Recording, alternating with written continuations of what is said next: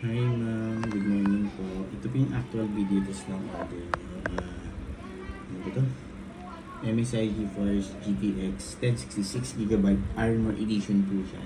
Ayan. Sobrang ganda. Ma'am, advice ko lang po yung power supply nyo, Ma'am Arlene. Rated at branded lang po. At least 550 watts minimum. Ang lakas po ito. Wag po kayong nagamit ng generic na 700 watts na power supply. Yung mga branded at rated lang po katulad po ng MSI, Asus, Gigabyte, Sonic, Thermaltake. Yan po yung mga magagandang brand. Okay. Marami pa pong iba. Basta wag lang po yung generic na 700 watts. Hindi po siya rated na power supply. Okay po. Wag po kayong gagamit lang. Yung mga branded lang po. Okay. May 8-pin power connector po yung muna dahil sa power supply po. Serial number niya. Warranty sticker po namin. Yan. Bawal po alisin pag may issue po. Pag hindi po nag-work, kami lang po message nyo. Huwag na po alisin yung warranty sticker kasi po void po yung warranty natin pag niremove po sila. Okay? Papalitan po namin yung pag may any issue. Yan. Basta intact po yung warranty sticker yun. Kung may warranty sticker pa po yun ng MSI po na system na kami na po ito yung iba pero hindi pa po yun open or repair.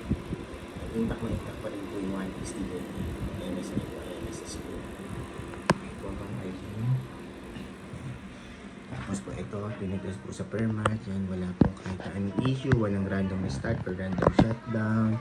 Walang hang and freeze. Wala din pong BSOD at carriage display na lumalabas. Napaka-smooth and stable lang po. Guarantee po yan namin, Ma'am Arlene.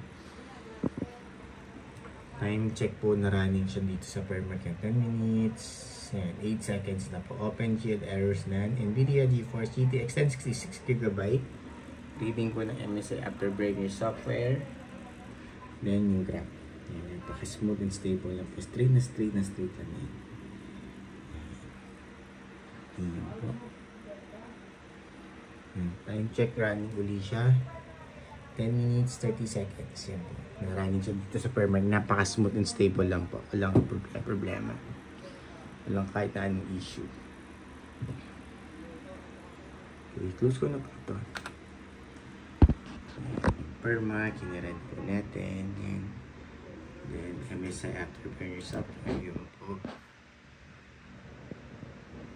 GPU-Z po dito. Set specs po sa GPU-Z. Yan.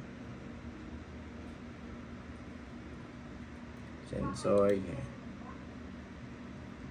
Lahat po may reading. Okay. Then driver check. Right click lang po sa desktop. Yan po.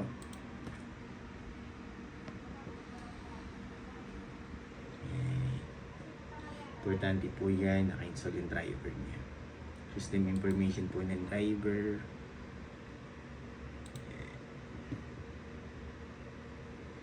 Okay, tapos po open po ang Google Chrome for time and day checking naman po para alam nyo real time kailan ko po ginagawa itong video test before po namin ship out.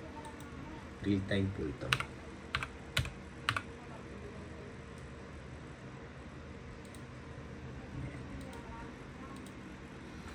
Yan. 9:13 AM Tuesday, September 10, 2024 yung print date and time natin real time before po namin i-ship out. Real time po yan. Isa pa. Each time yan. Para dalawa. Yan. Same lang po. Okay. Real time po yan. Pag gusto nyo po i-double check kung real time talaga at legit. Yan. Pwede nyo pupuntahan yung website na yan. Ito din po yung isa. Double check nyo na lang po. Ayan, yun na po Ma'am Arlene. Close ko na po ito. Ayan, shutdown. Para ma-ship out na po namin.